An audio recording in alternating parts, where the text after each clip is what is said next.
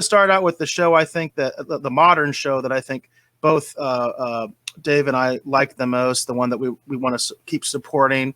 This might be an exception for our Rogues retrospective where we may go back. Well, I'm sure we will go back and we're going to review the next season of Cobra Kai. I think it's a no-brainer, even though we've changed formats a little bit. So Cobra Kai news. This is from The Hollywood Reporter. And the title of the article reads, Netflix's Cobra Kai, bringing back Karate Kid actor for season 4. Villain Terry Silver, played by Thomas Ian Griffith, is coming to Cobra Kai in a new teaser promo. And I wish I could play the teaser for you, but literally Sony gave us a copyright flag on Venom when we did a trailer reaction for that. So I'm just going to show you the image, and there really isn't much more to the teaser, but clearly we know who the back, who the back. We see the back of a head here. We know who this is, right? This is Terry Silver. He is back. It is confirmed. This is an official announcement from the show. We all knew it was coming, right? We knew this was coming. I think it was pretty obvious, but there was speculation. There was speculation out there with, all these different theories out there. Everybody's saying that they have their little inside information or whatever. And no, it wasn't going to be Terry. No, it's going to be like his son, or it's going to be this or that, which, by the way, that possibility still exists that we might have that in addition to this character. But it is officially confirmed, Cobra Kai season 4, that Terry Silver is back. And I'm curious what you think about this, Dave. Well, and I really like the promo they did too, because he's kind of in almost like silhouette with just that halo, that little light halo kind of around him. And what's really kind of neat is that you think you hear the voices, so it's Terry Silver, but then it gets confirmed when he turns his head and you see the Terry Silver ponytail, right? Like the classic. That's the image that I actually have up right now. Yeah, and and it ends with, and now the real pain begins. Right. I'm very excited for this. And one of the things that's interesting too, I've said this before when we were talking about Cobra Kai, I always had a feeling that with Terry Silver, what they kind of wanted to do was do Seagal in his prime, because Seagal had that ponytail too, at that one point in his career. And he's kind of tall, like he's got just kind of the right kind of build, the right kind of attitude. That does make a lot of sense. Yeah, I can see that connection as well. That's interesting, because I hadn't thought of it that way before, but once you said it, yeah, I agree with you. That's a pretty cool insight. So yeah, I'm pretty jazzed for this. I'm pretty excited. I think it'll be really cool. And because it's a show, I think we'll actually learn more about Terry Silver. We did a little bit in last season, I feel like, but I do like the idea of getting to spend a little bit more time with this character and get a better sense for who he is. And like I said, at the end of the last season, I don't think this is too much a spoiler, but Kreese needs some backup. So yes, absolutely.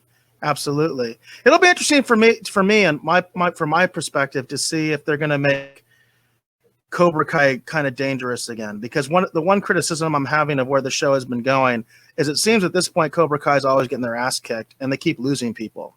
You know what I mean? Like they keep losing. Like they lost Hawk. So it's like, I don't know. How are they dangerous if they keep losing people all the time and they keep losing the big fights?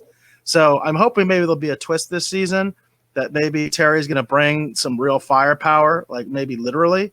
And it's going to change the dynamic and change the whole, because right now, you would think, Johnny and Daniel together would be unstoppable, right?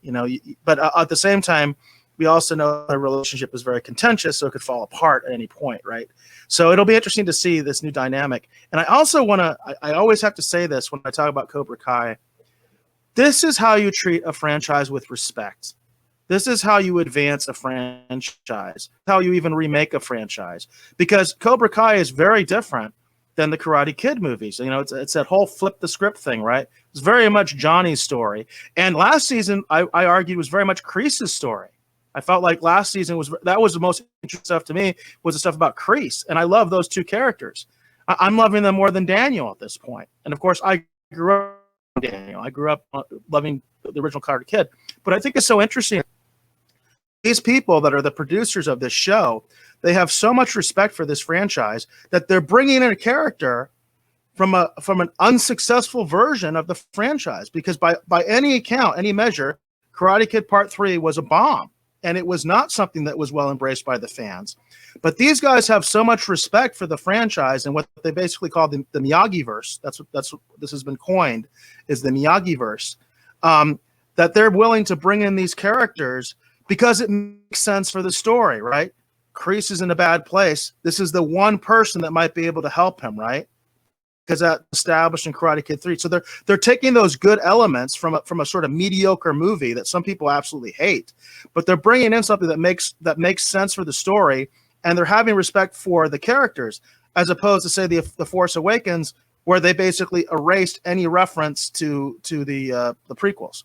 The only reference to the prequels in the Force Awakens is when they talk about using clones. Remember that there's a throwaway line where they talk about, oh, we should have just used clones, you know. That's the only reference. And I know, because I've read articles about it, that was a specific thing that Disney did that said we're basically like almost erasing the prequel trilogy because the fans hated it so much, you know, so we're not going to even talk about it. This is a bold decision because fans did hate this movie, you know what I mean? But they're bringing this in, and they're bringing it in as a central plot point because they have that respect for the franchise. Yeah, one of my biggest complaints for Karate Kid 3 is I feel like the subtitle for that movie should have been The Friend Zone Sucks. I love that. That should have been the subtitle. Karate just friend zoned. Yeah. You know, that's it. Yeah. Friend zoned.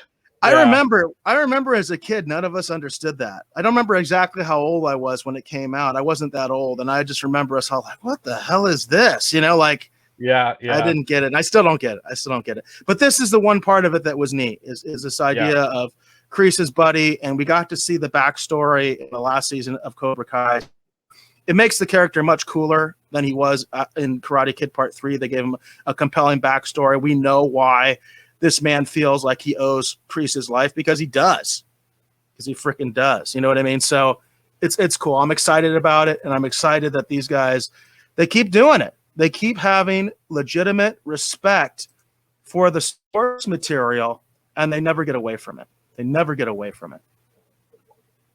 Yeah, now they got to do is in the next season too. Just mention the fact that there was a period of time where Daniel and Miyagi were traveling the world searching for an artifact. That we just need a dropped line to reference the animated series. I've actually heard that they're considering putting some cartoons there. We'll see. It just depends on how long it goes, right? Because I think the next big thing I would think is they might actually have, you know, the next Karate Kid. That might be the next thing that we see next season.